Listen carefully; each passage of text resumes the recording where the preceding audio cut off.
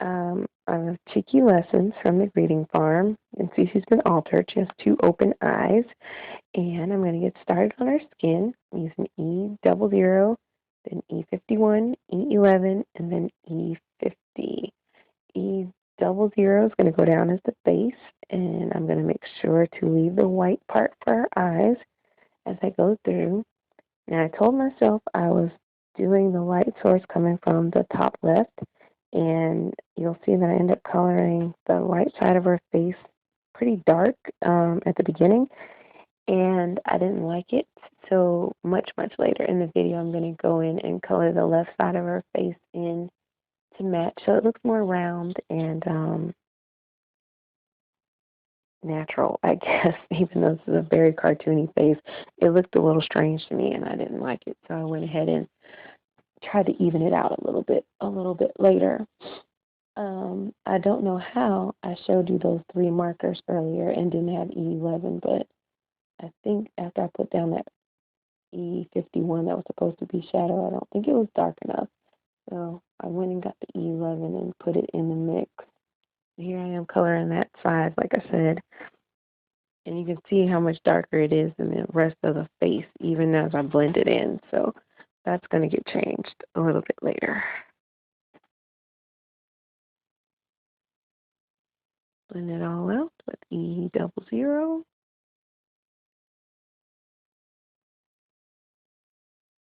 And basting the rest of her skin with that same E00. And normally I do base things and then go from dark to light.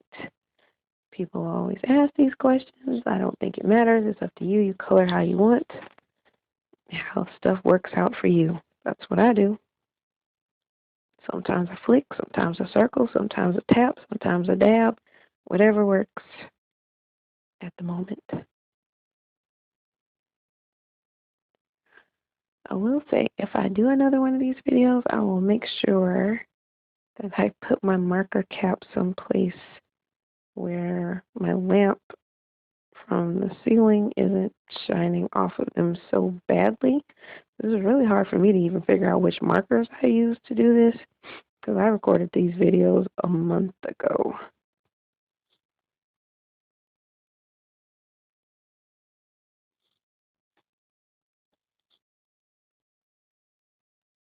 I think that is R20 on those cheeks. And then blend that back out too.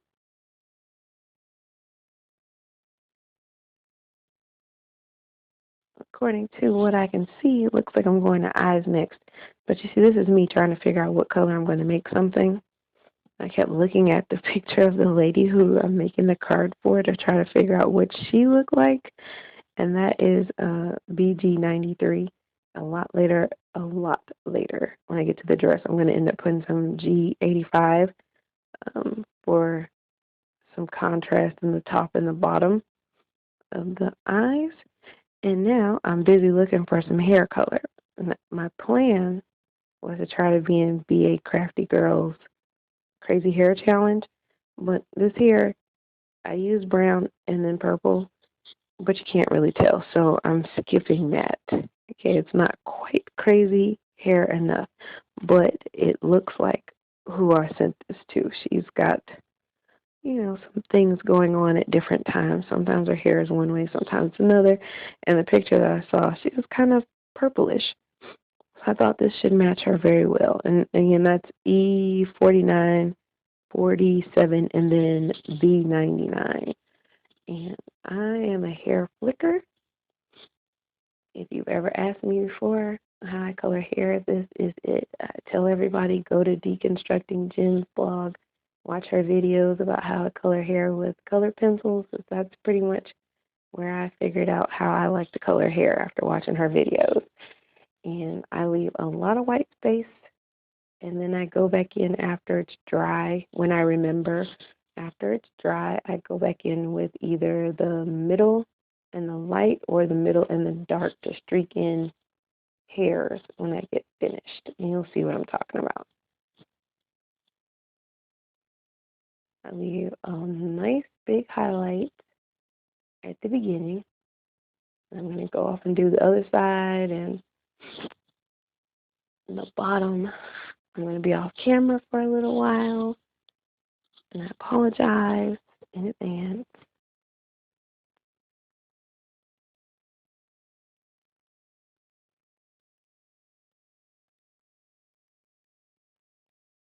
This is really interesting. I've watched myself do this video about 7 times now because I was trying to get it to work in one program, and when I was trying to do the voiceover to record it, it just kept freezing on the screen, and I couldn't tell what was happening.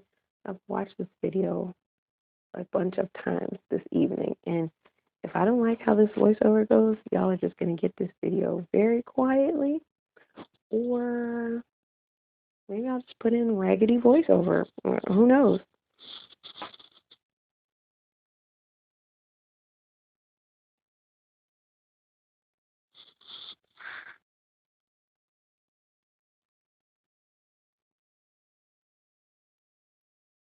Sometime soon I'm going to be off the screen.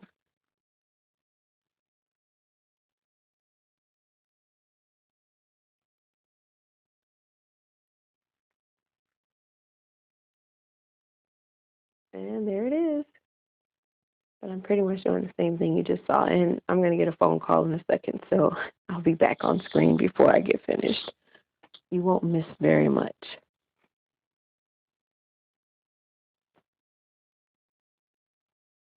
See?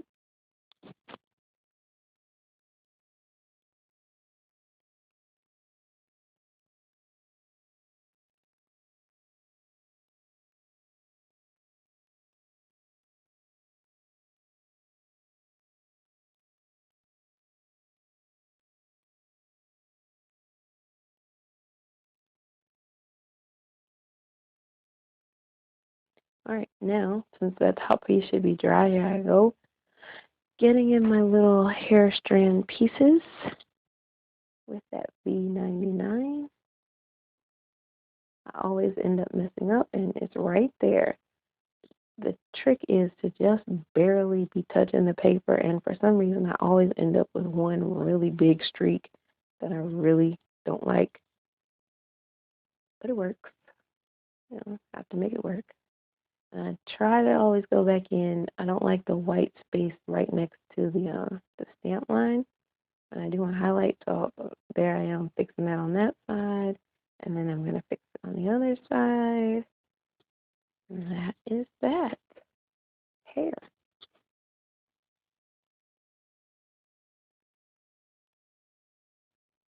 And now, taking forever and ever and ever, even though this is sped up, this really took me this long to figure out what I was about to be doing. I had the paper packed together, but I didn't know which paper I was using. And so it was just like, let me just find a paper that has some colors that are on other papers in case I don't use the paper that I was looking at originally, which happens to me quite a lot when I make cards. I pull out a paper pad and think that I'm using one thing and don't at all. But I'm going to the apple next, and it'll be R24,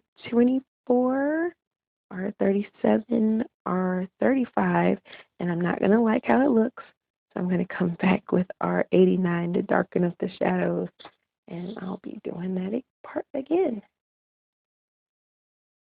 Base, dark.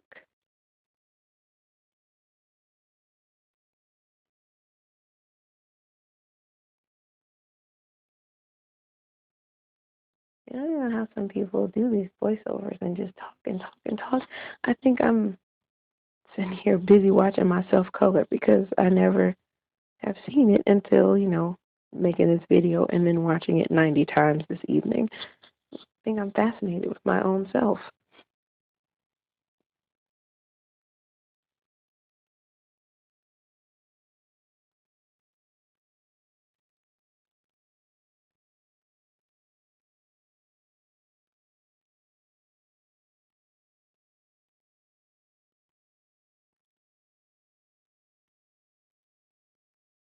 That's my thinking finger. I didn't like it. Didn't have enough contrast, so here's R89 to darken it up a little bit on the edge. Blending that out. with the R37. And a little bit more with the R35.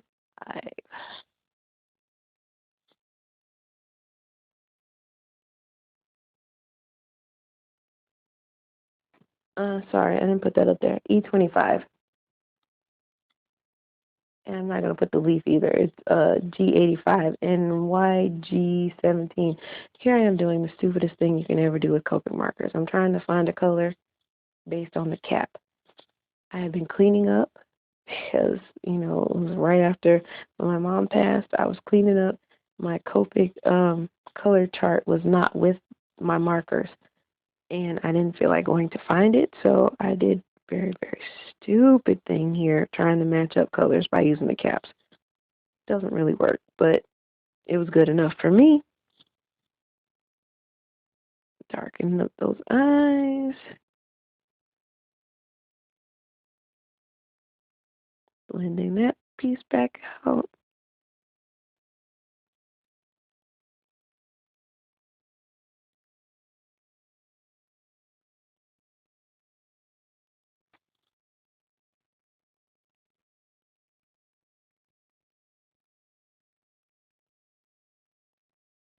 And there I am darkening up that left side of the face.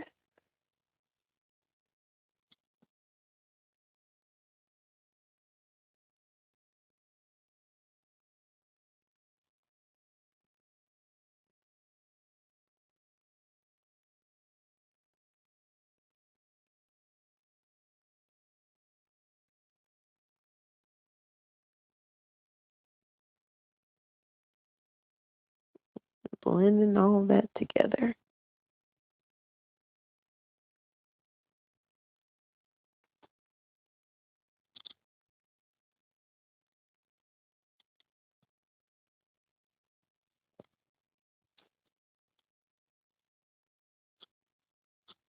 I must be off camera, trying to figure out what color for the dress.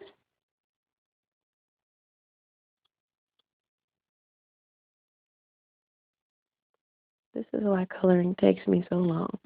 I watch people do these videos and they have everything together, and it's just not how I operate. And I'm sorry. I just sitting there and you're like, really, Trina? I'm watching 15 seconds of absolute nothingness. Yes, I'm sorry. That's how I am. One day I'll color something and then try to color it immediately after on screen the same way that I did it. But this is how I actually craft. Okay, so you get to see the real live thing.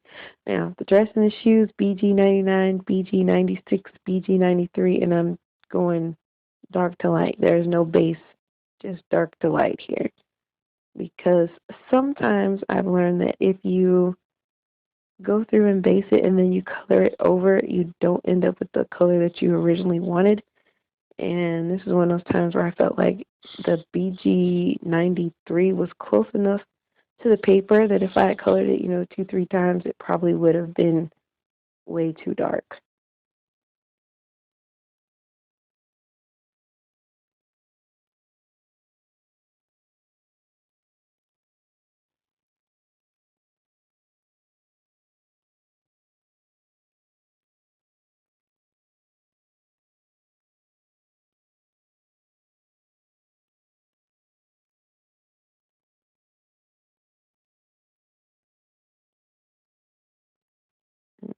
Seriously, how I'm holding these markers right now is normally how I color. I have 5 markers for hair or something. I hold all of them in my hand and just switch them back and forth, back and forth, back and forth. I don't like leaving the caps off my markers. I know it's not going to kill them, but I don't like it. Plus, my markers tend to get messy and make me very messy in the process. So I just keep them in my hand, put the caps back on, and flip, flip, flip, flip, flip. I don't put the caps on all the way, and that might be partly why they're so messy.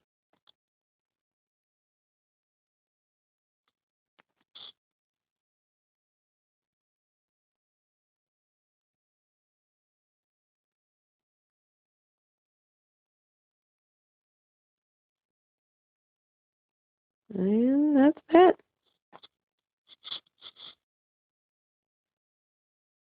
Okay, and here is my finished card. The paper is from Fancy Pants. It's off to school. It's very much not new. And the letters at the bottom are from Doodlebug. Some stickers that I got when Archivers was going out of business. Yeah, I feel like I should have already talked about everything there is to talk about here. But I didn't actually tape that video yet, so I'm just acting like I did when I didn't. Anyway, if you look here in this card, the teacher of the year who I made it for, her name is Miss Cokie. And so I just wrote some little things on here to say how awesome she is. I gave her, a plus for teaching, motivating, inspiring, affecting, and for caring about kids. I made a little A plus, put some glitter on that thing. Then I wrote her a little note on the inside and funkied it up a little bit with some washi tape that I had to, of course, glue down because that washi, it never stays by itself. Yeah, that's that. Hope you like it. Thanks.